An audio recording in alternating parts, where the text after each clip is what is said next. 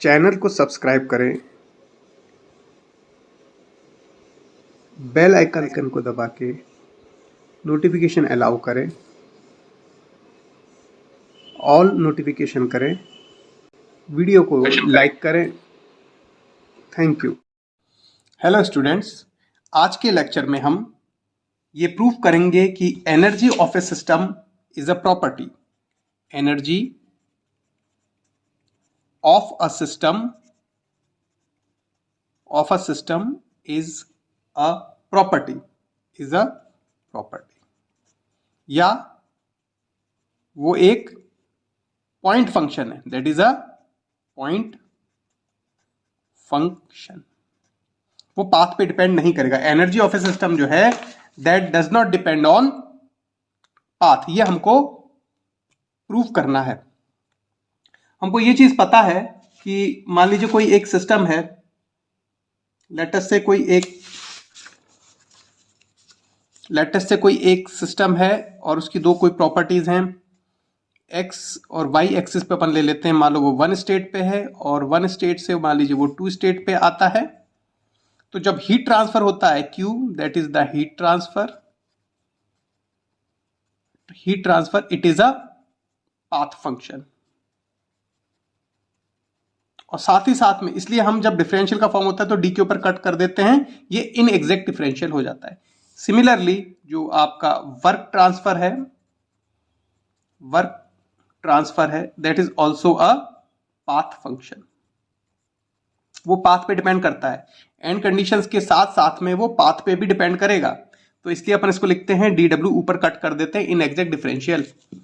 लेकिन जो energy of A system, यदि मान लीजिए कोई सिस्टम है जिसमें हम हीट सप्लाई करते हैं या हीट रिजेक्ट करते हैं या वर्क ट्रांसफर करते हैं, उस केस में उस सिस्टम की एनर्जी जो है, या जिसको हम स्टोर्ड एनर्जी बोलते हैं, वो एक पॉइंट फंक्शन है। वो ये हमको प्रूव करना है। तो लेट अस से हम यहां पर किसी एक सिस्टम के कुछ प्रॉपर्टीज के बारे में बात करें। लेट अस से एक्स और वाई कोई दो प्रॉपर्टीज हैं और ये इसकी वन स्टेट है। वन स्टेट मतलब उसका कुछ भी प्रेशर, वॉल्यूम और टेम्परेचर कुछ होगा। लेट अस से इसकी ये फर्स्ट स्टेट है और उसके ऊपर कुछ भी हमने उसकी जो पाथ है, किसी पाथ के द्वारा वो आपके सेकंड स्टेट पे आ गया। लेट अस से वो फर्स्ट से लेकर टू पे आया। अब हमको ये प्रूव करना है कि वन और टू के बीच में, वन और टू स्टेट्स के लिए जो change in energy, that is a change, वो पाथ पे डिपेंड नहीं करेगी, वो सिर्फ पॉइंट पे डिपेंड करेगी। ये हमको प्रूव करना है।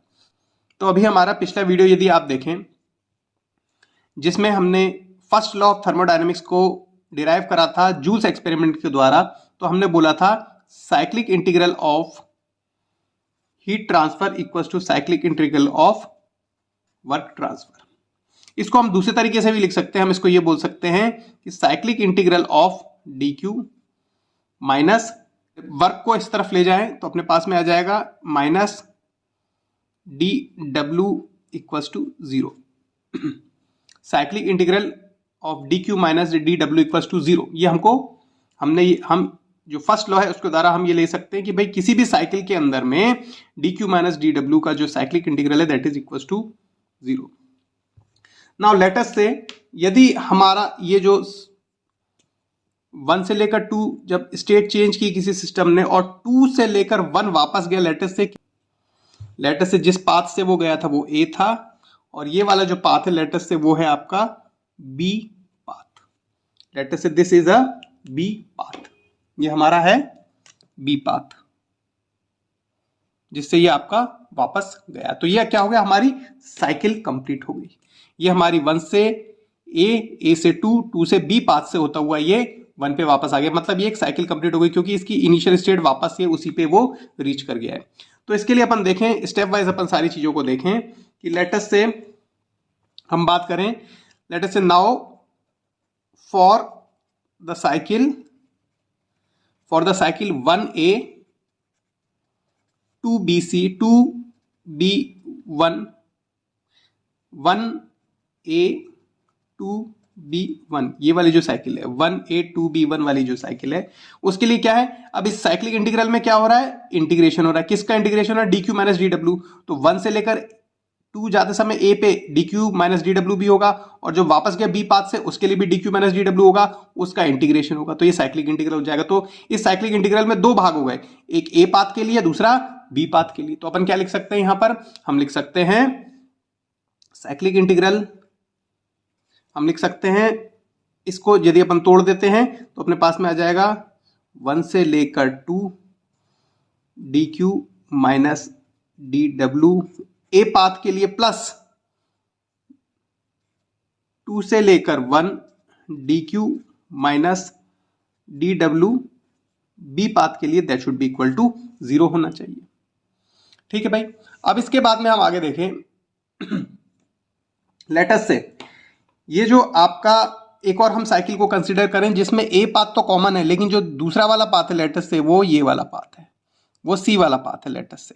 तो हमारे पास में दूसरी साइकिल कौन सी हो गई, 1A2C1, ये आपकी दूसरी साइकिल हो गई। तो अपन इस साइकिल के लिए भी सेम चीज लिख सकते हैं, इस साइकिल के लिए भी अपन क्या लिख सकते हैं, इसके लिए लिख सकते हैं for the cycle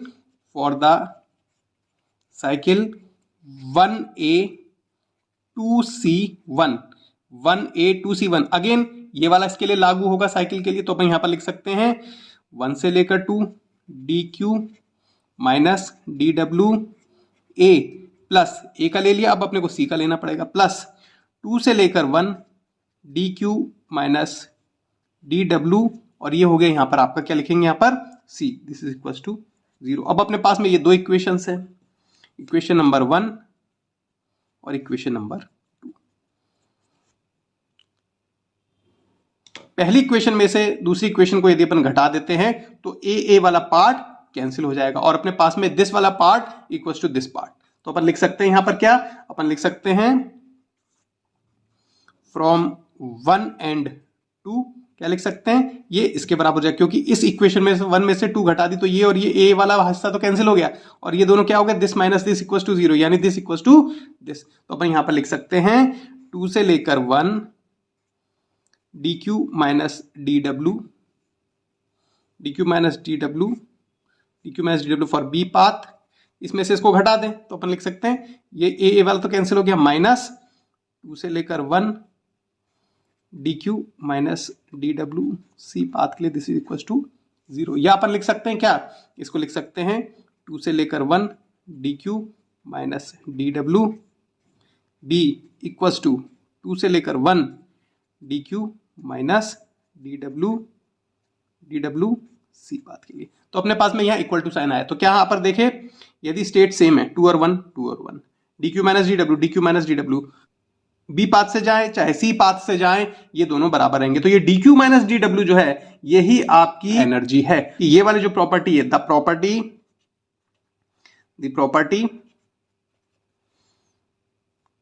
D Q minus D W equal to, नया टर्म अपन ने नाम दिया DE, this is called as the energy of the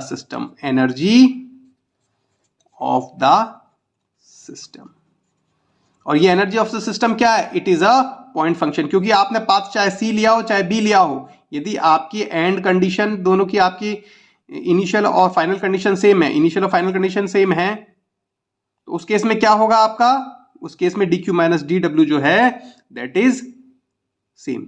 तो ये क्या हो गया आपका पॉइंट फंक्शन। देयरफॉर जो energy of the system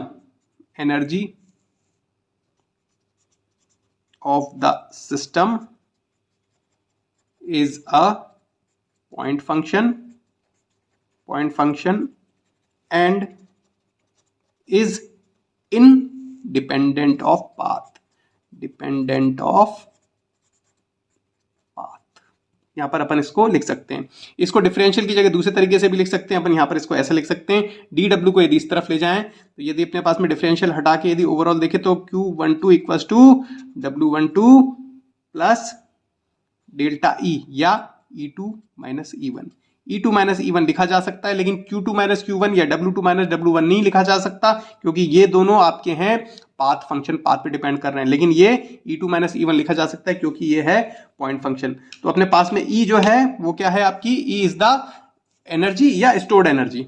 E को अपन क्या नाम देते हैं, E को अपन नाम देते हैं अक्सर that is the energy of the system, energy या stored energy of the system.